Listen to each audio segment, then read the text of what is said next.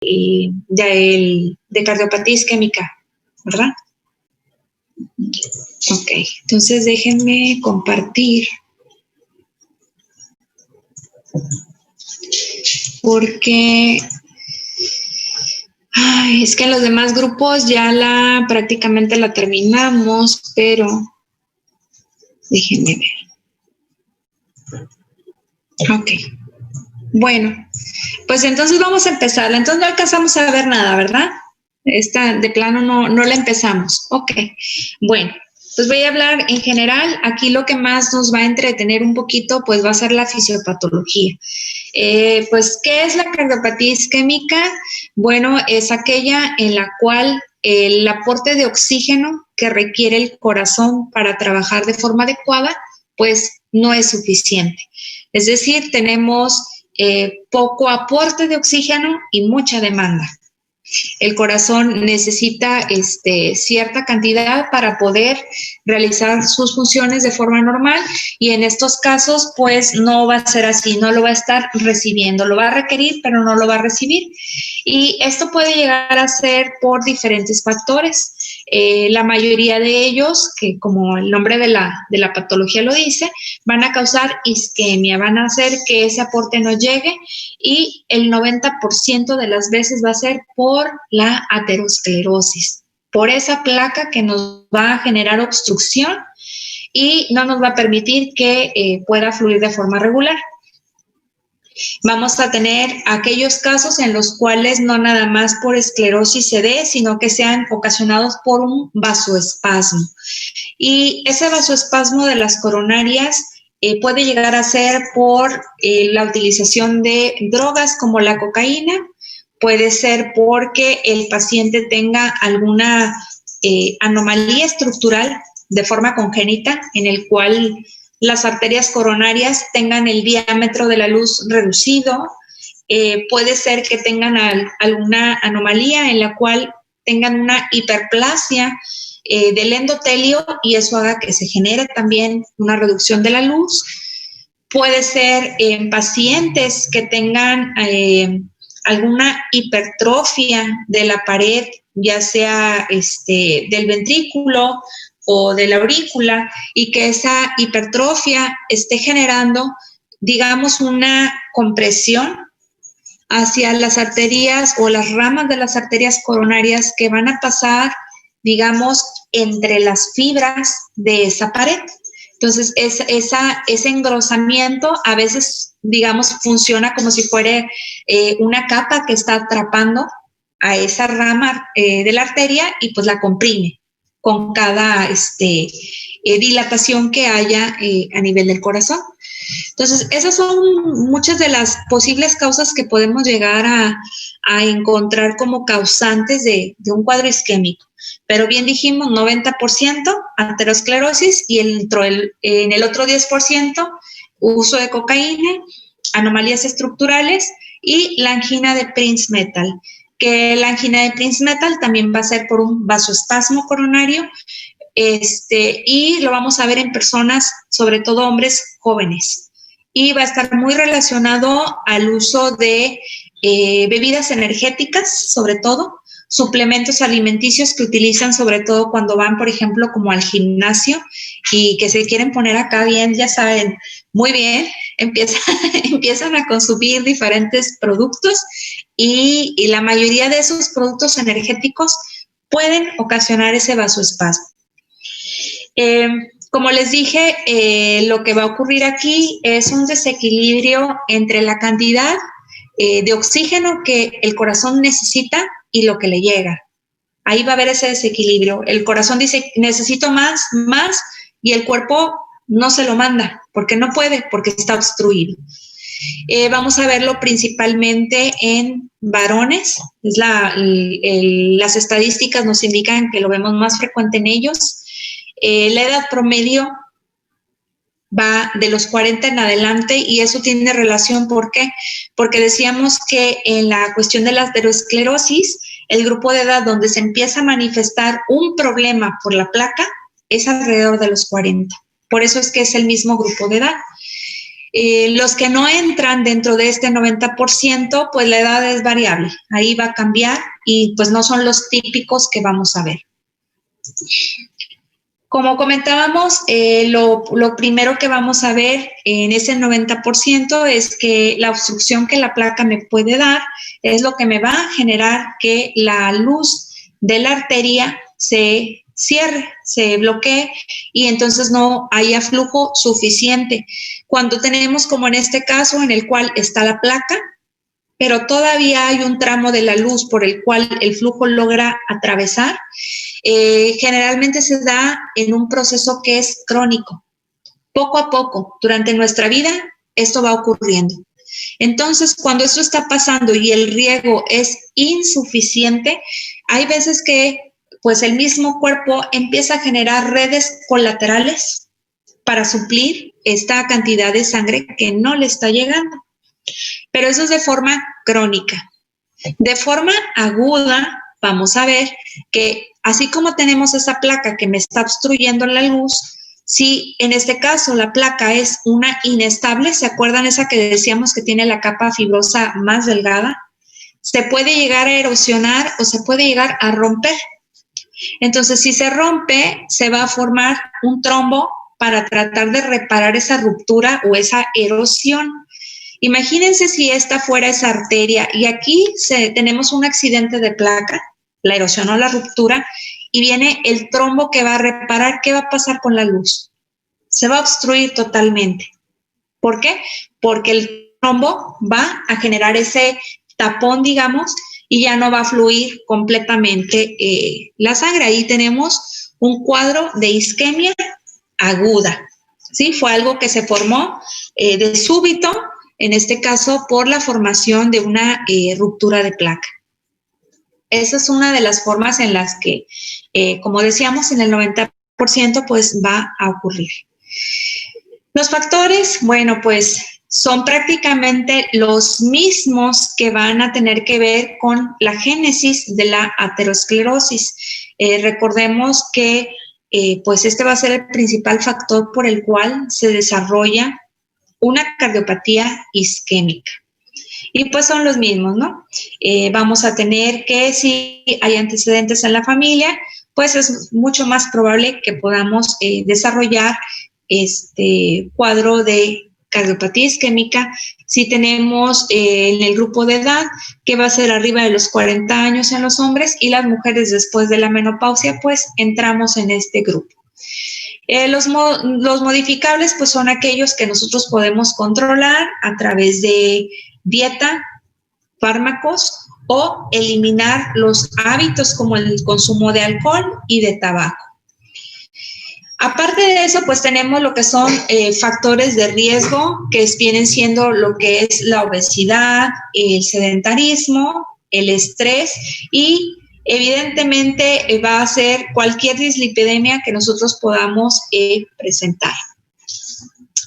Ok, eso sería como una especie de correlación de lo que vimos en aterosclerosis. Si nosotros vemos o recordamos cómo fue la formación de la placa, cómo iban llegando lo que son los monocitos que se convertían en macrófagos, las células musculares lisas que fagocitan todo el colesterol hasta que llegan a estabilizarse completamente la placa. Pues vamos a ver que todo este proceso lo clasificamos en lesiones y de acuerdo a cada una de las etapas es la clasificación que va a recibir. Básicamente lo que tenemos es que vamos a correlacionar hasta qué grado se puede considerar una cardiopatía isquémica crónica y cuándo es una aguda.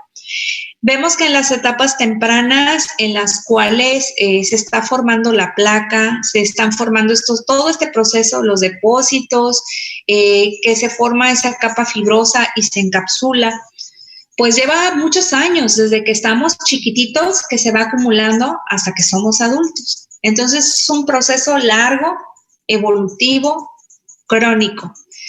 Si esta formación de placa fuese muy abundante, fuese muy grande, vamos a ver que puede llegar a irse reduciendo el diámetro de la luz, y en esos casos es cuando decíamos que el cuerpo comienza a generar redes colaterales para compensar, porque pues es crónico, tiene tiempo para hacerlo. En etapas mucho más avanzadas, donde ya tenemos una placa inestable y esa placa se llega a romper, se llega a erosionar, pues va a haber cambios, ¿no?, que nos pueden generar una obstrucción total por la presencia del trombo, por la ruptura y reparación que va a generar que haya calcificación o fibrosis, y que esto genere que la porción que se encuentra, digamos, sana de la arteria, o la porción que no está afectada por la placa, vaya perdiendo esa capacidad de vasodilatarse, ¿sí? No va a tener esa capacidad. En ese caso es cuando vamos a presentar el síndrome coronario agudo. Ahora, para que empiece a haber síntomas en una cardiopatía isquémica que es crónica, de larga evolución, hablamos que la obstrucción de la luz en promedio va a estar arriba del 80%. Se dice que hasta el 89% de obstrucción, y en esos grados de obstrucción ya el paciente realiza actividad física y viene lo que es la angina o el dolor. Ahí vamos a tener angina de esfuerzo.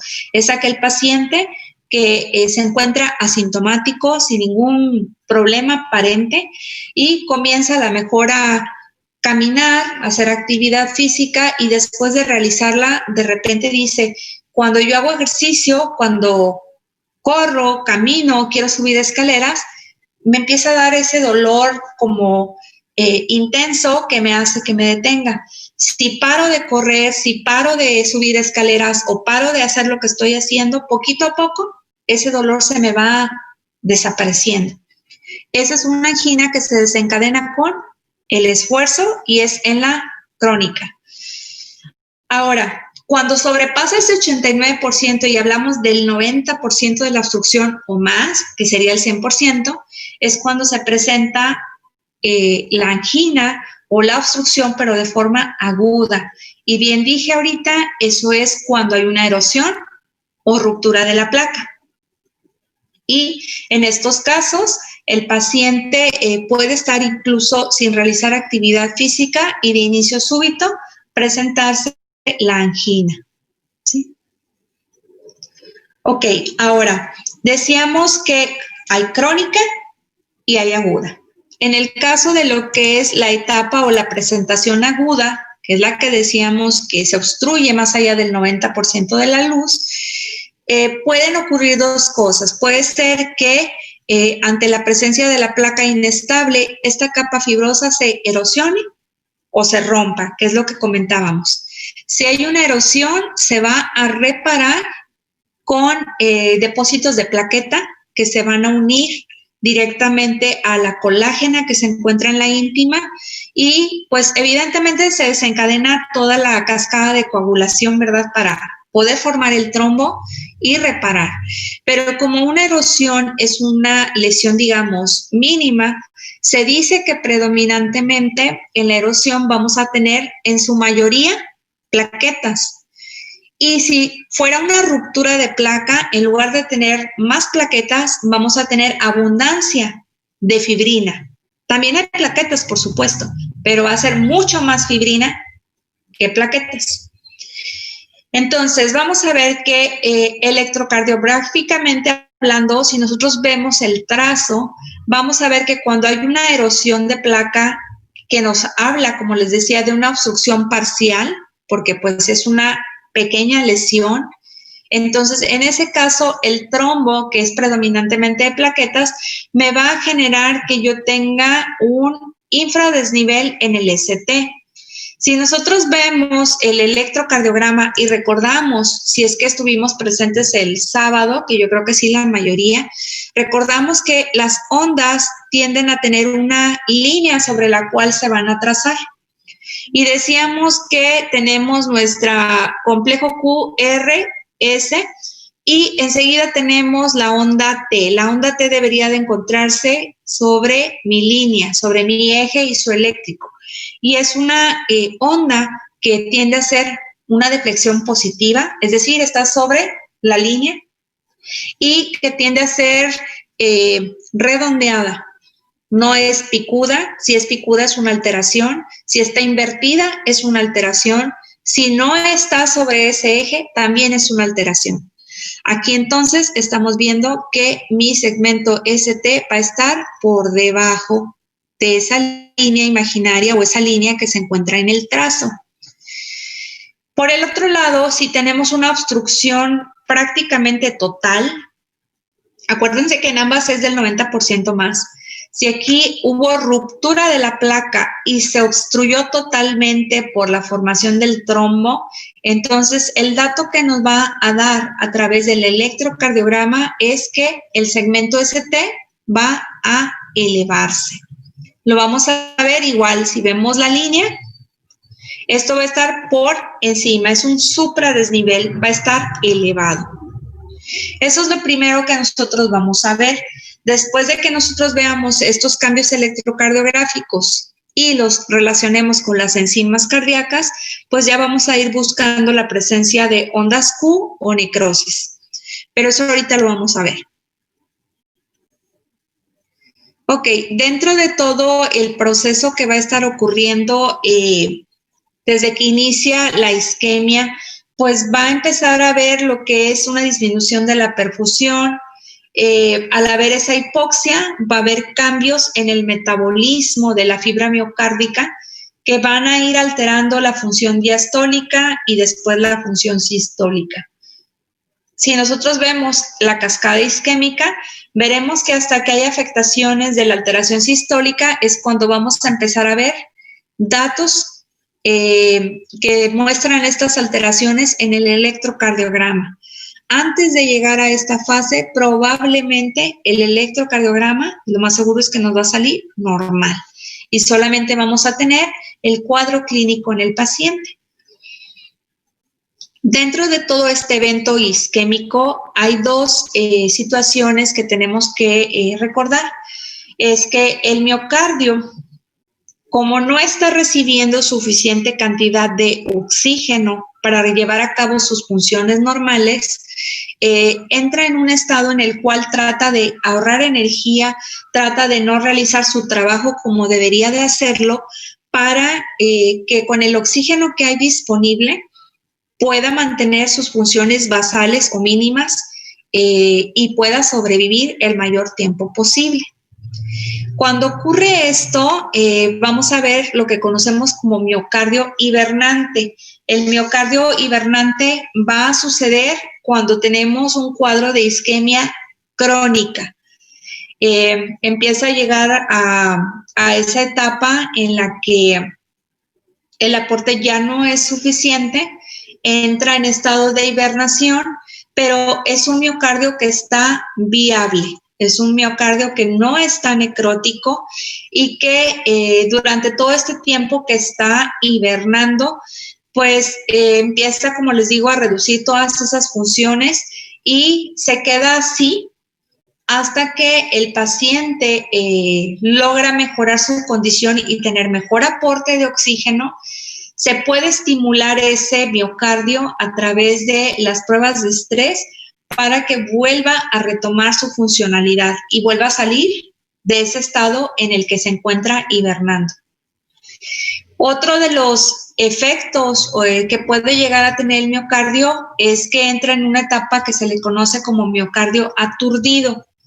Este va a ocurrir cuando tengamos una isquemia aguda. Y obviamente tiene que ser también, como aquí lo menciona, transitoria.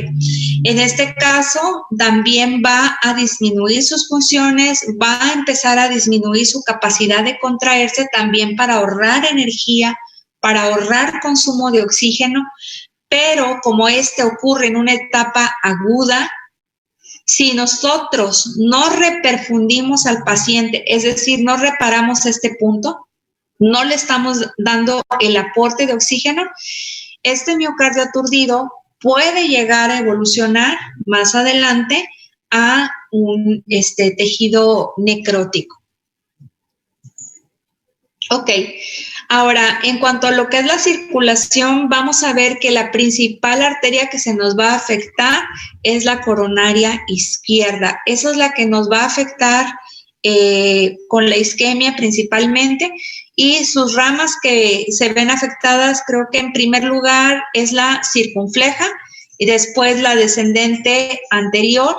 Y en tercer lugar vamos a tener afectación de la coronaria derecha, pero primero que nada es la izquierda. En general es la que siempre se va a afectar. Por estadística eso es lo que se ha visto. Ok, bueno, aquí viene información para ustedes. De aquí lo más importante que tenemos que recordar es que si se acuerdan cuando vimos fisiología, hablábamos de que en el retículo sarcoplásmico se almacena el calcio, que el calcio sale para que se pueda realizar la contracción, la unión de lo que son las la actina y la miosina, y que pueda realizarse esa contracción en la miofibrilla. Bueno, parte de esto se va a afectar y vamos a verlo ahorita de la siguiente manera. Cuando no está recibiendo el aporte de oxígeno, empieza a cambiar la célula el metabolismo. Decíamos que de ser una célula que trabaja bajo un metabolismo aeróbico, va a entrar a un metabolismo anaeróbico. Eso es lo primero que va a pasar. Va a tener cambios en el metabolismo. Al hacer este cambio de aeróbico hacia el anaeróbico, vamos a ver que empieza a ocurrir una serie de situaciones. Vamos a ver que a nivel mitocondrial empieza a haber cambios en los cuales se empieza a bloquear la fosforilación oxidativa y por lo tanto empieza a no poder degradar lo que es a través de la glucosa para generar ATP. Lo comienza a hacer a través de lo que es el glucógeno. Como no sigue la vía normal o la vía que debería de seguir si fuera mediante el metabolismo aeróbico, empieza a generar, pues sí, producción de ATP, pero es reducida. Vamos a poner como aquí se los menciono. Ahorita vamos a ver que está produciendo solo 2 moles de ATP por cada molécula de glucosa, cuando por el ciclo normal, por el que es el ciclo de Krebs en presencia de oxígeno, genera 32. Entonces, es una diferencia enorme. De 32 que se produce normal a producir solo 2, es enorme la diferencia. Entonces, no tenemos suficiente ATP, y el ATP, si se acuerdan, lo utilizábamos para que el calcio que estaba almacenado en el retículo sarcoplásmico pudiera salir y llegar a la miofibrilla y generar la contracción. Y ese ATP también sirve para que el calcio que se encuentra extracelular regrese al retículo sarcoplásmico y se vuelva a almacenar hasta que lo necesitamos de nuevo. Entonces, ahí ya vemos cómo este metabolismo está afectando que no haya suficiente energía para que el calcio haga sus funciones. Por el otro lado, vamos a ver que empieza a haber acumulación de hidrogeniones, comienza a haber producción de ácido láctico y vemos que de una acidosis láctica, y vamos a ver que aquí la acumulación de lactato va a ir generando conforme va pasando el tiempo que las proteínas del miocardio comiencen a sufrir desnaturalización. Entonces, este proceso lo que a final de cuentas nos explica es que desde que empieza a sufrir porque no hay oxígeno suficiente, todo empieza a cambiar, todo empieza a alterarse y va encaminado a sufrir una necrosis. Entonces, tenemos una ventana de tiempo para nosotros evitar que llegue a la necrosis. Vemos que lo primero que tenemos son 20 minutos hasta donde empieza a ocurrir todo esto. Después de los 20 minutos, empieza a haber necrosis. Entonces, durante los primeros 20 minutos, todos estos cambios que están ocurriendo son reversibles. Podemos revertirlos. Después de los 20, lo que se haya necrosado se necrosó, ya no lo vamos a recuperar.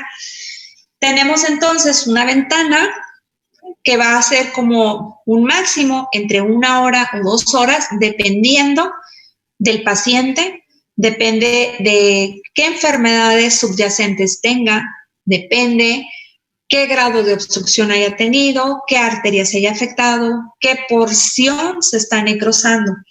De ahí depende la condición en que lo vamos a poder encontrar. Y todo eso es lo que va a limitar ese tiempo que yo tengo para rescatar lo más que yo pueda antes de que se siga necrosando este miocardio.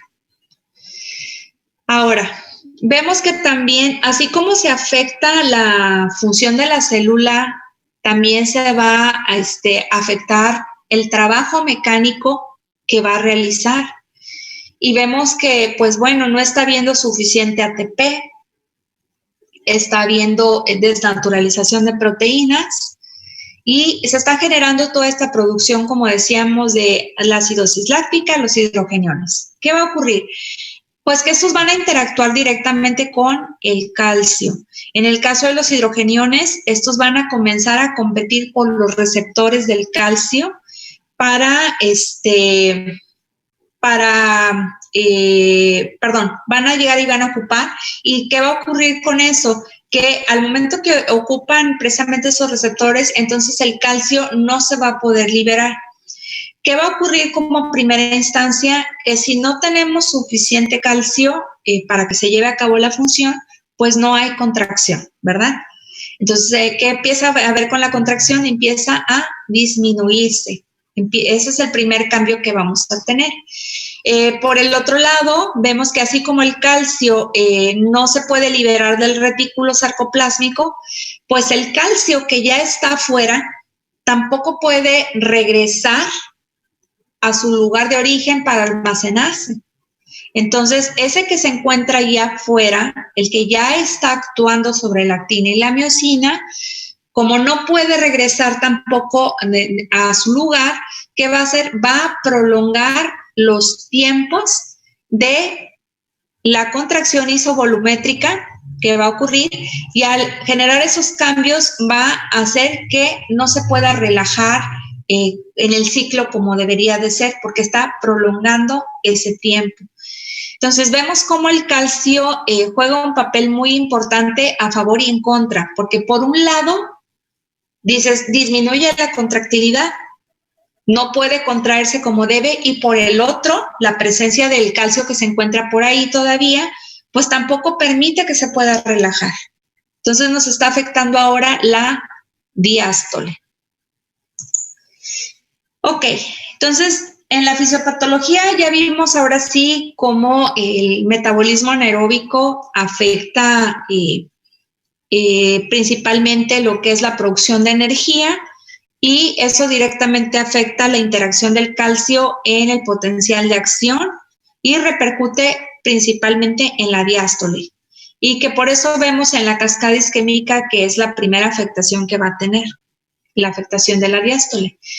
Entonces, cuando hay esta isquemia, va a generar dolor en el paciente y vamos a ver que en estos casos se va a presentar lo que es la angina o el dolor anginoso, que es lo que conocemos clásico.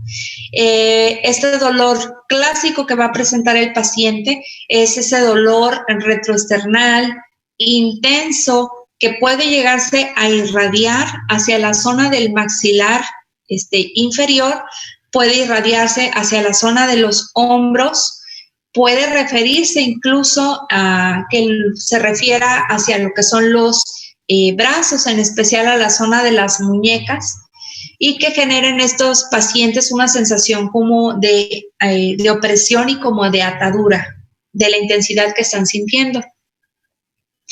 En estos casos puede desencadenarse, como decíamos, por el esfuerzo o también por el estrés emocional. También esa es una causa de que se pueda activar esta situación. Vamos a ver que una de las características que tiene es que tiende a mejorar con el reposo o con el uso de los nitratos, que van a ser unos de los que se van a usar como primera línea como vasodilatadores y precisamente para disminuir la sensación de dolor.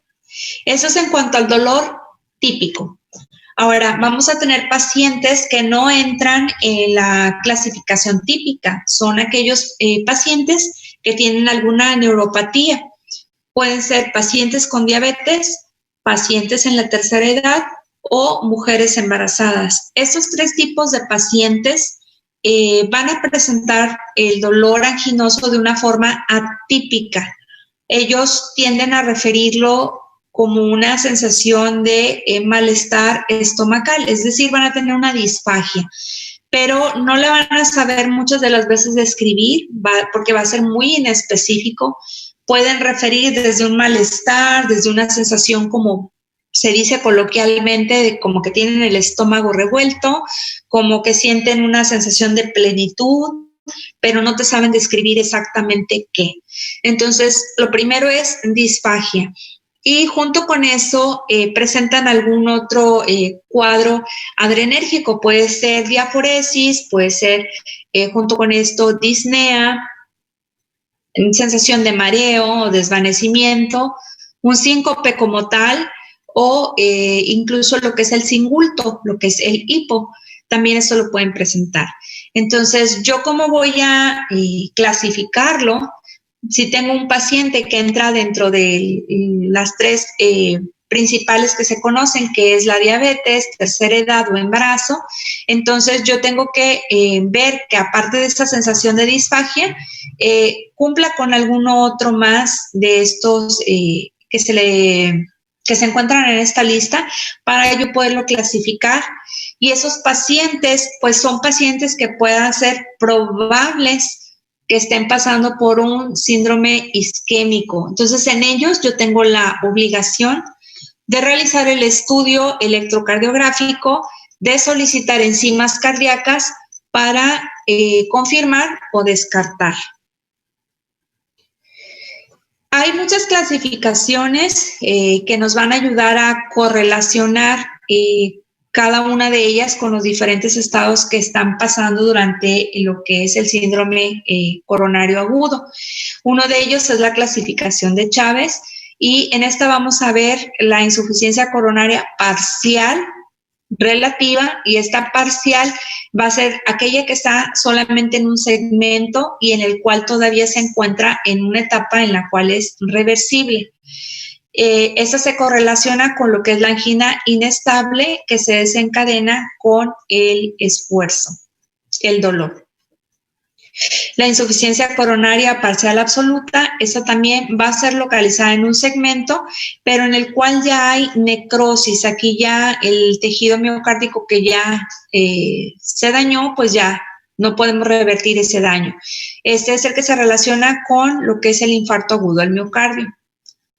Y en la insuficiencia coronaria total, esta es en aquellos pacientes que ya pasaron por un síndrome isquémico y que ya quedaron posterior a esto con datos de cardiomegalia o con algún trastorno de la conducción debido a la zona infartada o la zona necrosada. Esta es la clasificación que más vamos a utilizar y prácticamente está relacionada con la clase funcional, es como la que vimos cuando vimos insuficiencia cardíaca, en la cual vamos a clasificar la presencia de angina en aquellos pacientes que necesitan realizar actividad física o grandes esfuerzos para poder tener la presencia del dolor anginoso, aquellos pacientes que requieren actividad física moderada para que se pueda desencadenar, los pacientes que con poca actividad ya la manifiestan y los pacientes que incluso en el reposo pueden llegar a presentar ese dolor tipo anginoso. Esta clasificación nos va a ayudar a nosotros para que podamos pensar qué tipo de obstrucción puede estar presentando y qué tipo de estudio puedo realizar para confirmar. Por ejemplo, si yo me encuentro un paciente que se encuentra en clase 1 y clase 2, lo más probable es que estos pacientes tienen angina solamente por una obstrucción parcial, a diferencia que los clase 3 y 4 son pacientes en los cuales ya tenemos una obstrucción severa. En la obstrucción parcial, el examen que vamos a solicitar para nosotros poder llegar a un diagnóstico va a ser la ergometría o test de esfuerzo. Si aún después de realizar esta prueba nosotros todavía continuamos con alguna duda o el estudio no fue concluyente, no nos arrojó información que sea concluyente, yo ya puedo solicitar algún otro estudio, algún ecocardiograma, algún estudio que sea dinámico y que me esté mostrando realmente si hay alteraciones principalmente en la diástole, si estoy teniendo zonas efectivamente de obstrucción. En cuanto a la clase 3 y 4, aquí vamos a hacer una coronariografía. Y esto lo que nos va a ayudar es para que nosotros podamos clasificar el grado funcional de la obstrucción. Y en estos casos, pues es en aquellos pacientes en los cuales nosotros pues ya estamos pensando en una revascularización, ya estamos pensando en programarlos para un proceso quirúrgico y pues para eso nos va a servir. Ok. Regresamos otra vez a ver un poco del electrocardiograma. Entonces dijimos que íbamos a tener cualquiera de los dos eventos en el cuadro agudo, que era la erosión o la ruptura de la placa, y que dependiendo de cada situación eran los cambios electrocardiográficos que íbamos a ver. Bueno, nosotros vamos a complementar estos cambios con nuestras enzimas cardíacas. Nosotros tenemos que evaluar a nuestro paciente y vamos a ver que si, por ejemplo, tenemos un supradesnivel del ST con troponinas elevadas, pues este paciente automáticamente lo vamos a clasificar en un paciente que está entrando en un infarto agudo al miocardio y que nos va, si no es que en ese momento está por desarrollarnos la presencia de ondas Q.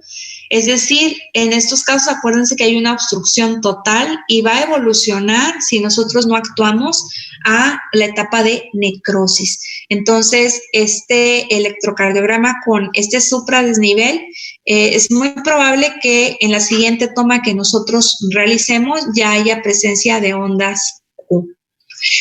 Nos queda menos de un minuto. Vamos a continuar ahorita. Los veo enseguida.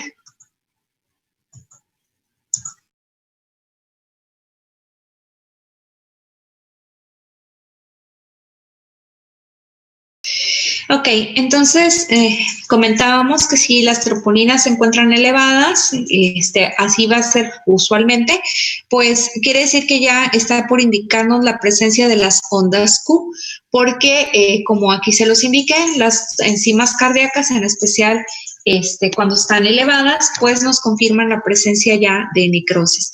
Entonces vamos a empezar a ver que este electrocardiograma muy pronto se nos va a ir modificando en donde está la onda Q.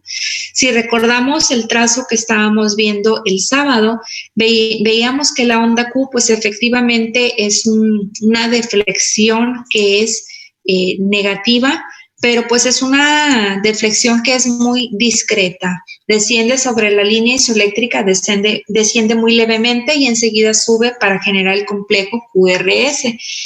Entonces, cuando ya está habiendo presencia de necrosis, pues vamos a ver cómo esa onda Q se va a profundizar, va a ser muy marcado el descenso, va a tender a ampliarse incluso la amplitud de la onda, pero principalmente el descenso es lo que nos va a marcar que ya está habiendo presencia de necrosis. Entonces vamos a ver este trazo con una onda Q profunda y la elevación del ST. Por el otro lado, estamos viendo que si tenemos el ST en un infradesnivel, es decir, donde la obstrucción pues no es total, aquí de alguna forma todavía está habiendo cierta permeabilidad del flujo, todavía hay isquemia, pero no está al 100% ocluido como acá. Todavía hay un poquito de flujo que está logrando cruzar. Entonces, en este caso, las troponinas son las que nos van a marcar la diferencia. Si tenemos troponinas normales, quiere decir que estamos ante una angina inestable. Es decir, esta va a ser una angina que no nos va a producir o no nos está evolucionando hacia un infarto agudo del miocardio. En el caso de que las troponinas sí están elevadas, entonces estamos ante un infarto agudo del miocardio. En estos casos, la mayoría de las veces todavía se nos va a manifestar, como les digo, sin la onda Q. Casi cuando la vamos a tener presente, pues va a ser cuando tengamos el supradesnivel. ¿Okay? Entonces, esa es la diferencia que vamos a encontrar a nivel electrocardiográfico ante este evento. Acuérdense, agudo. Es en el agudo y esto es cuando hay erosión de placa o cuando hay ruptura de la placa. Esto es por un accidente de placa. Okay. Este que está aquí simplemente es para recordar que cuando estamos ante un cuadro que no es agudo, que es el crónico, nosotros tenemos al paciente que está presentando el dolor anginoso ante la actividad física y que esos son pacientes que nosotros tenemos que estudiar, tenemos que diagnosticarlos para poderles empezar a dar tratamiento. Acuérdense que son pacientes que pueden estar desarrollando la isquemia por aterosclerosis o por vasoespasmo coronario. Entonces, aquí es donde nosotros vamos a poder ver si efectivamente le están desarrollando. Vamos a poder confirmar a través de estudios de laboratorio también sus niveles de lípidos. Vamos a poder o a tener el tiempo incluso pues, de realizar una buena historia clínica y de evaluar todo lo que involucra al paciente al diagnóstico antes de que vayan a desarrollar un cuadro agudo. Cuando ya empezamos a tener cambios a nivel electrocardiográfico, pues nosotros tenemos que empezar a buscar que este paciente ver dónde tiene la afectación. Entonces, vamos a aprenderlo en la siguiente clase también, en el electrocardiograma, cómo podemos ver nosotros este electrocardiograma y tenemos que memorizar cada una de las caras que vamos a ir viendo para que cuando ustedes vean el electro y vean, por ejemplo, ese supradesnivel que está apareciendo, ustedes digan, bueno, yo encontré el supradesnivel a lo mejor en la cara anterior y digas inmediatamente, ok, estaba en la cara anterior, pero bueno, ¿qué arteria se está infartando? ¿Qué arteria está afectándose? O lo vi en la cara lateral. Bueno, ¿qué es? ¿Dónde está el problema? Para eso es que nos va a servir que veamos las caras. ¿Y qué vamos a buscar en el electrocardiograma? Pues la presencia de las ondas Q para saber si ya se encuentra con datos de necrosis, cambios en la onda T para ver si hay datos de isquemia y cambios en el segmento ST para ver si ya propiamente nos está marcando ese supra o ese infradesnivel. En cuanto a las enzimas cardíacas, nos enfocamos en las troponinas. ¿Por qué? Porque son las más específicas y sensibles. Si vemos este diagrama y vemos cada una de ellas, vemos como la primera en aparecer es la mioglobina. Es la primera que se eleva, pero también es la primera que va a disminuir o se va a normalizar su nivel. Y si vemos en el caso de las troponinas, también se van a ir elevando, sin embargo son las que van a durar mucho más tiempo presentes, por lo tanto son el marcador que se utiliza, junto con las demás por supuesto, para nosotros poder evaluar a este tipo de pacientes con isquemia. El pronóstico depende de una vez que el paciente ya tuvo un cuadro isquémico, ¿en qué condiciones quedó? Si quedó con algún problema o quedó como si nada hubiera pasado porque a lo mejor la extensión de la isquemia fue muy pequeña o se logró reperfundir a tiempo y no hubo daño miocárdico. Entonces, dependiendo de eso, de acuerdo a la clasificación de Philip y Kimball, se hace una estadificación en cuanto a los porcentajes en los cuales hay una tasa de mortalidad que obviamente a mayor daño haya quedado, pues mayor riesgo hay, ¿verdad? Entre menos que haya quedado el paciente, digamos, asintomático, pues la tasa de mortalidad pues es muy baja. Y esto es porque pues ha ido mejorando con el tiempo las diferentes terapias, las formas de diagnosticar, ha ido mejorando los equipos, ha habido hospitales que tienen o cuentan con salas de hemodinamia, en fin, ha habido más recursos. En tiempos pues más atrás, prácticamente un paciente que pasaba por un cuadro isquémico, pues está como quien dice condenado a que ahí se iba a quedar, se iba a morir. Hoy en día no, hoy la esperanza de vida ha mejorado, entonces ahora tenemos muchos pacientes post-infarto. Entonces, estos pacientes, las complicaciones que pueden presentar, la primera de ellas pues es muerte súbita. Después de esto pueden presentar lo que es cualquier falla cardíaca, incluyendo taquicardia ventricular o fibrilación ventricular. Esas son las principales. También lo vamos a ver en los electros, que son trazos amplios de los complejos, del complejo QRS, que si los observamos van a enmascarar nuestra onda P. Está muy enmascarada, de hecho prácticamente ni la vamos a notar, pero aquí lo importante van a ser que vamos a ver estos complejos grandes. Ya cuando vean más electros, de tanto verlo, nada más van a ver las rayitas así amplias y van a decir, eso es ventricular, inmediatamente, porque son amplios. Bueno, estas son las complicaciones más comunes. El tratamiento va a ser un tratamiento multidisciplinario que va a incluir desde oxígeno suplementario, que puede ser a través de mascarilla reservorio, puntas nasales, por ejemplo. Va a ser paciente que vamos a, obviamente, a obtener y mientras se canaliza el paciente, se toman muestras de laboratorio para poder solicitar las enzimas cardíacas y los laboratorios generales. Al mismo tiempo, pues también se tiene que realizar electrocardiograma, porque acuérdense que son pacientes que están ingresando con ese angor, con ese dolor tipo anginoso. Y lo primero que se administra van a ser los nitratos.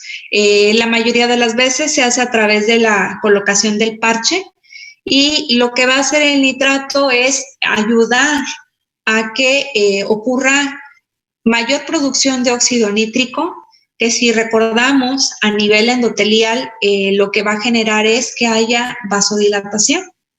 Y lo que estamos teniendo aquí es que isquemia, está habiendo obstrucción o vasoconstricción. Entonces, aquí nos va a ayudar principalmente por eso los nitratos. Vamos a utilizar también beta bloqueadores y los beta bloqueadores que van a actuar principalmente sobre los beta 1. Y estos son importantes porque de alguna forma cuando están tratando de generar que ocurra un cronotropismo negativo, es decir, que haya menos contracción muscular, están disminuyendo el trabajo cardíaco. Al disminuir el trabajo cardíaco, por lo mismo, disminuye la cantidad de oxígeno que necesita el corazón. ¿Por qué? Porque no está trabajando normal, está trabajando menos de lo que debe, por lo tanto necesita menos oxígeno. Entonces, como no hay buen aporte, ahí funciona utilizar estos para bajar la frecuencia cardíaca y que no requiera tanto oxígeno. Los calcio antagonistas también se van a utilizar porque pues esos van a bloquear los canales de calcio y acuérdense que el calcio tiene afectación en dos maneras. El calcio que se encuentra todavía en la miofibrilla, en la actina y la miosina, permanece en la zona de contracción y no permite que haya esa relajación. Entonces, al poder interactuar estos bloqueadores, lo que va a hacer precisamente bloquear el calcio para que pueda ocurrir esa vasodilatación. Y como estamos teniendo el problema de que se están formando esos trombos, en el caso de la aterosclerosis, pues necesitamos reperfundir, necesitamos que ese trombo que se está formando para reparar la ruptura de placa o la erosión, pues se deshaga para que pueda fluir, pues ahí vamos a administrar aspirina. En promedio se utilizan 80 miligramos y la mayoría de las veces, pues así como llega el paciente, así se administra la aspirina. Entonces, esa es una de las indicaciones. Se puede utilizar en conjunto con el clopidogrel, que son 75 miligramos, siempre y cuando no haya factores de riesgo, ¿verdad? Que no sea un paciente que tenga propiamente problemas de la coagulación. Se puede utilizar ambos como un tratamiento dual para asegurar que efectivamente vamos a lograr de primera instancia detener este proceso de agregación plaquetaria y que pueda fluir. Otro de los medicamentos que se puede usar es el tirofiban. El problema que hay con este fármaco es que muchas de las veces no está disponible ni en las instituciones y muchas de las veces no se encuentra tan fácilmente. Por eso de primera línea se utiliza lo que es clopidogrel y aspirina. Y bueno, pues también se puede llegar a utilizar, pero no es el medicamento que van a utilizar de urgencia ni al momento, sino ya después en el tratamiento, como seguimiento, se puede utilizar anticoagulación con el Clexane. Los pacientes que no se logran reperfundir de forma eficaz, es decir, que todavía siguen teniendo problemas de isquemia, se observa después que todavía hay una gran zona que está obstruida, se tienen que evaluar para ver si requieren una revascularización por medio de una angioplastía. Esta, a través de un catéter que tiene un balón en la punta, se va a lograr alcanzar el sitio de la coronaria que esté obstruido, y una vez que se alcanza, lo que va a hacer es que se va a abrir, se va a colocar esta especie de malla que al momento que se abre lo que hace es, digamos, empujar las paredes para generar ese espacio o esa luz arterial que se requiere para que pueda fluir. Va a haber pacientes en los cuales no sean candidatos para el stent, sino que requieran más bien un bypass. Y en estos casos, ese puente o ese bypass que se va a realizar, se va a hacer por medio de un injerto de la arteria mamaria interna. Y se va a utilizar esa arteria porque es la que hasta ahorita, según los estudios que se han realizado, tiene la mejor funcionalidad, porque cumple con características muy similares a las de la arteria coronaria. Entonces, esa es la que va a funcionar. Ok, pues alcanzamos a ver cardiopatía isquémica. Es un tema que va muy de la mano de lo que ya habíamos visto, de lo que es aterosclerosis, que si se fijan, tiene mucho que ver con lo que vimos en insuficiencia cardíaca también, que lo único que va a variar aquí pues son las posibles causas. Entonces, antes de retirarme, porque ya tengo a los demás chicos, primer punto, recordar que el examen es la próxima semana, acuérdense, jueves, ¿ok? Segundo, tenemos pendiente entonces la clase de historia clínica, que necesitamos verla, de ser posible, a quien le toca presentarla en la siguiente clase. Necesitamos organizar, necesitamos verla. Siguiente tema que nos toca ver, que es hipertensión arterial. Y para alcanzar a completar para el examen, probablemente alcancemos a ver insuficiencia arterial. No sé si alcancemos a ver insuficiencia venosa, pero insuficiencia arterial yo creo que sí. ¿Qué otra cosa? Ok, tengo pendiente el ejercicio de la de historia. No es cierto, estoy confundiendo. Historia clínica ya la dice tú, ¿verdad, Cabriales? Sí. Y ya la hicimos. Sí, ya. Entonces, no son ustedes, discúlpenme, les digo, es que en tanto grupo me revuelvo. Ok, ustedes ya. No, entonces lo que tengo pendiente con ustedes son las preguntas que me enviaste, ponérselas en la plataforma. Entonces, les voy a poner el ejercicio que está pendiente de historia clínica. Ese es el que va a quedar para este fin de semana. Entonces, lo que tenemos pendiente es la continuación del electrocardiograma. Ok, espérenme tantito que no me quiero revolver.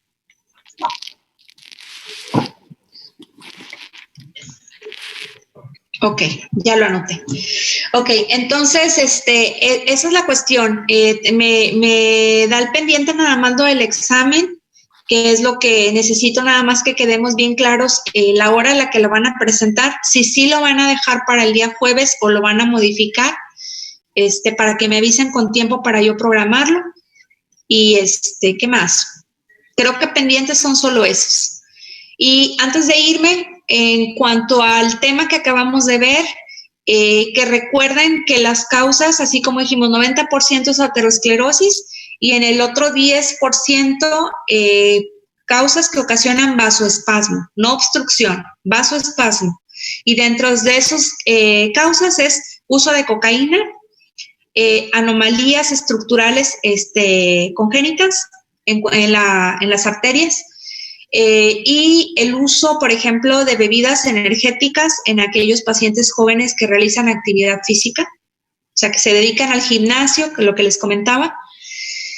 Y hay uno que está descrito, pero no hay mucha información, que habla con respecto a los cambios de temperatura bruscos que generan vasoespasmo. Y este se relaciona, por ejemplo, con aquellas personas que están a lo mejor al sol, trabajando, jugando, digamos, andan jugando fútbol o andan trabajando, cortando el pasto o haciendo alguna actividad durante un tiempo prolongado expuestos al calor y de repente pues toman alguna gran cantidad de algún líquido, por ejemplo, muy, muy frío, y eso puede llegar a condicionar que se genere ese vasoespasmo y también se genere una cardiopatía isquémica. ¿Okay? Ese no está muy documentado, más sin embargo pasa. ¿Ok? Entonces, eso es parte de lo que quería que recordaran para que no se les vaya a olvidar, porque en el examen por ahí viene algo de Prince Metal y viene un caso clínico por ahí que puede relacionarse con vasoespasmo. ¿Ok? Bueno, ahora sí los dejo porque ya tengo los demás chicos esperando. Los veo entonces en la siguiente clase con hipertensión arterial y no con historia clínica, como les estaba diciendo, perdón. Los veo con hipertensión arterial. Entonces, ¿y qué más? Ya sé, las presentaciones, ¿verdad que no les he enviado? Pónganme gorro hoy, por favor, porque no es que se me olvide, no es que no quiera, es que de verdad voy de una cosa a otra, aunque estoy aquí. Pero, por ejemplo, ayer todo el día, entre que hacer el ecocardiograma del bebé, realizar el electro, todo el seguimiento, ir al pediatra, o sea, ahí se nos fue todo el día. Y hoy otra vez consulta, en fin. Y pues como le dije a mi hija que para eso estoy aquí. Pues, y sí, entonces se me ha ido el tiempo, ¿eh? Entonces, una disculpa por ello, pero sí se las quiero enviar. Entonces, a mí no me molesta, ustedes mándenme mensaje, ¿ok? Por favor. Cuídense mucho, los dejo. Nos vemos.